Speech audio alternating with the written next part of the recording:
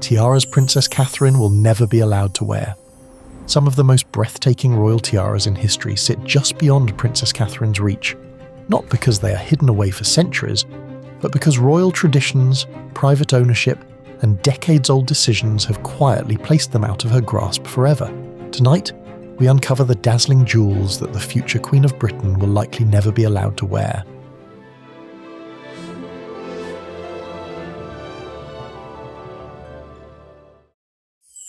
Triumph of Love Tiara.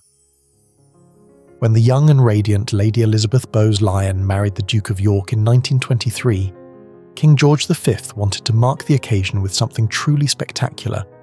His gift to the bride was a breathtaking Persian turquoise and diamond parure, a complete set comprising a tiara, a grand necklace, a pair of earrings, and a brooch, all acquired from the legendary jewellers Garrard.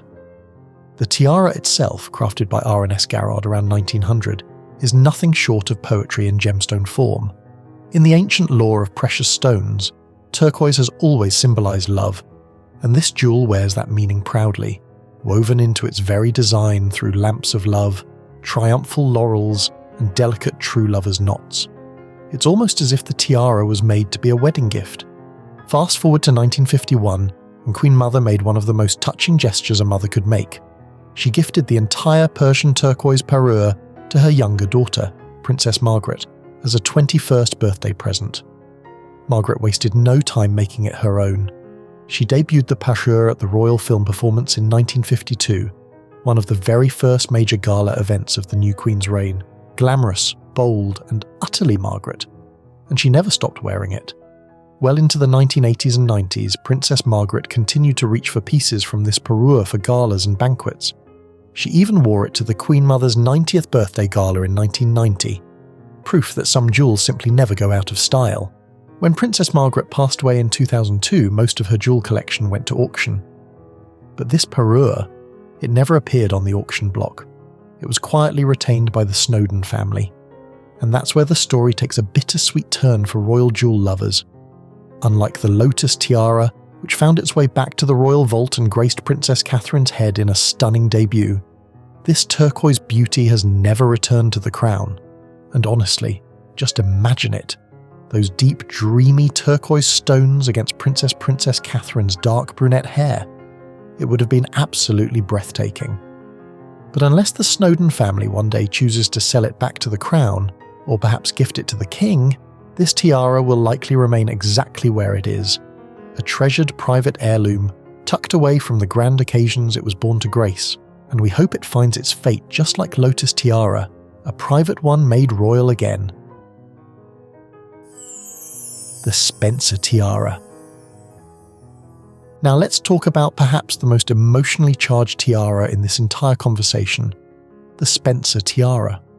The one that sat atop a young Diana's head on what was called the wedding of the century. Just the sight of it is enough to take you right back to that moment. But here's what makes this tiara's story so fascinating and so complicated. When Diana was marrying into the royal family, tradition dictated that she should have worn a tiara from the royal collection, jewels belonging to the crown, carefully selected from the king's vault. That is simply how it's done. But Diana, being Diana, chose to honour her own family heritage instead, wearing the Spencer tiara, a jewel that had been passed down through generations of one of England's oldest and most distinguished aristocratic families. Her father loaned her the tiara for her wedding, and it didn't stop there. Diana continued to wear it throughout her royal life, to state banquets, white tie affairs, and on world tours. It became almost synonymous with her, and even after her father's passing, her brother Charles Spencer, the 9th Earl Spencer, continued to loan it to her whenever she wished. It remained in the family, as it always had, and that, right there, is the heart of the matter. The Spencer tiara belongs to the Spencer estate. It is an aristocratic family heirloom, not a piece of the royal collection, which means the chances of seeing Princess Catherine wear it are, realistically, very slim. But here's the thought that stays with you.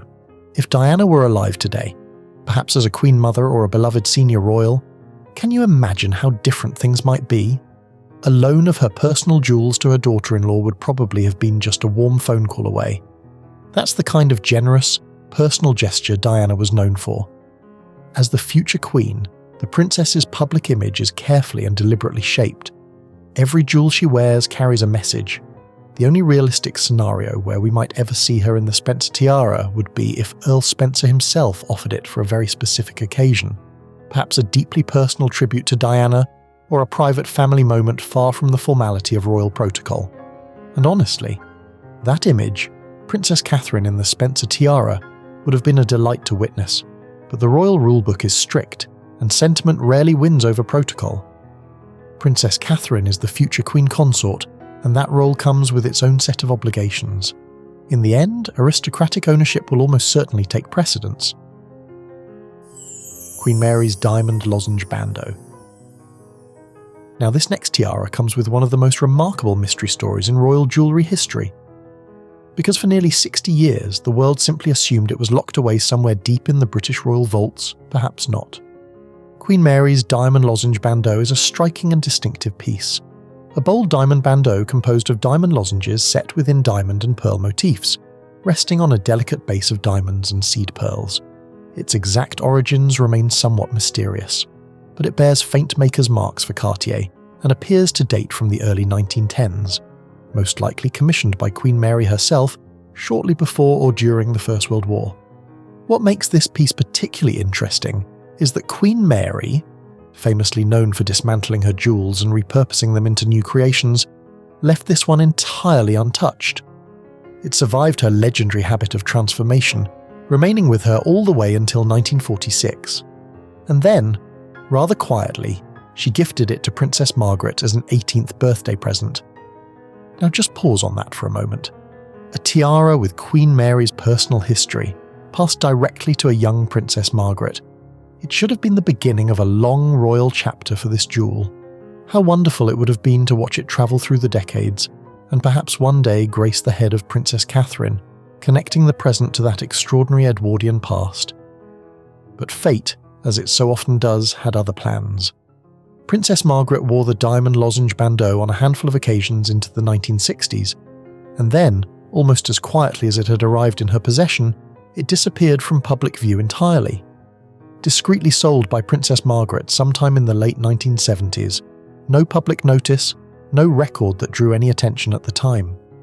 Just like that, a piece of British royal history slipped silently out of the Crown's hands, and there it stayed, hidden in plain sight for nearly 60 years, until it was spotted, almost unbelievably, being worn by the Queen of Pahang in the Malaysian royal family, sitting in an entirely different royal collection on the other side of the world. It's a bittersweet discovery, really. A tiara commissioned by Queen Mary, a woman who cared deeply about royal jewellery as a matter of heritage and legacy, had found its way into another dynasty's vault entirely, and for Princess Catherine, it is simply and sadly impossible. This tiara no longer belongs to the British Crown, and no amount of wishful thinking can change that. To envision it today, those brilliant diamond lozenges, that delicate seed pearl detail, on Princess Catherine, as a living tribute to Queen Mary's legacy, is nothing more than a beautiful dream, one that can never come true. The Queen Mary Diamond Bandeau Tiara. One of the most intriguing modern additions to the conversation is the Queen Mary Diamond Bandeau Tiara, a piece that re-emerged after decades of silence, only to become instantly iconic for an entirely new generation. Originally created in 1932 for Queen Mary, the bandeau is a masterpiece of Art Deco design, dating back to 1893, a wedding gift given to Queen Mary upon her marriage into the British royal family. For decades, the tiara remained hidden within the royal vaults, unseen in public for over 65 years. That changed dramatically in 2018, when Meghan Markle chose it as her wedding tiara for her marriage to Prince Harry. The moment the veil lifted, the bandeau became instantly unforgettable, sleek, modern, and perfectly aligned with Meghan's understated bridal style. In a single appearance, the tiara transitioned from a quiet archival piece into one of the most recognisable royal jewels of the 21st century, and after 65 years of complete silence, its comeback moment belonged entirely to Meghan. However, that very transformation has also defined its future. Within royal jewellery traditions, certain pieces become so strongly associated with a specific wearer or moment that they are, in effect, claimed in the public imagination. Queen Mary Bandeau now firmly belongs to Meghan's story, her wedding, her image, her place in royal history. Because of this, it is highly unlikely that Princess Catherine will ever choose to wear it, not due to protocol or restriction, but because of optics. Royal styling is as much about symbolism as it is about beauty, and reusing such a defining bridal tiara could invite unnecessary comparisons. Instead, the princess has built her own distinct tiara identity through pieces like the lover's knot and the lotus flower tiara, jewels that align with her role and personal aesthetic. So while the Queen Mary Diamond Bandeau remains within the royal collection, its story feels in many ways complete, a tiara once lost to time, revived for a single unforgettable moment, and now forever linked to the bride who brought it back into the spotlight. In the eyes of the world, that tiara has already had its defining moment, and that moment wasn't Princess Catherine's. The Meander tiara. Another historic jewel that will almost certainly never appear in the tiara rotation of the princess is the elegant Greek Meander tiara, a tiara that briefly entered the British royal orbit through marriage but ultimately settled into a private family line. The jewel originally belonged to Princess Alice of Battenberg and was part of the treasures of the Greek royal family. When her son, Prince Philip, Duke of Edinburgh, married Queen Elizabeth II in 1947, the tiara became associated with the British royal family through that union. Its distinctive design features the ancient Greek key, or meander motif, a pattern symbolizing eternity and unity, formed in sparkling diamonds across a delicate frame. For a time, it seemed as though this piece had quietly entered the wider royal jewel vault, but its story took a different direction. In 1973, Queen Elizabeth II chose the tiara as a wedding gift for her only daughter, Anne, Princess Royal. By gifting it outright, the Queen effectively made it Anne's personal property rather than part of the Crown's working collection. Princess Anne wore the tiara throughout her early royal life, and decades later it enjoyed a second moment in the spotlight when she lent it to her daughter, Zara Tindall, for her wedding in 2011. That appearance quietly confirmed the tiara's place within Anne's personal family line. Unlike many of the historic diadems Princess Catherine can borrow from the royal vaults, the Meander tiara exists outside that system of shared royal jewels. As a private inheritance piece, its future will likely follow a family path rather than return to the central royal collection. When Princess Anne eventually passes it down, the most likely heir is Zara Tindall, and from there the tiara may continue through her branch of the family. Which means that despite its royal origins and dazzling design, the Greek Meander tiara remains beyond Princess Catherine's reach. That's all for tonight. Let us know in the comments which tiara you would most love to see her wear, despite all the protocols and traditions that stand in the way. And before you share your thoughts, don't forget to like and subscribe to our channel for more fascinating royal jewellery stories and deep dives into the world's most iconic treasures.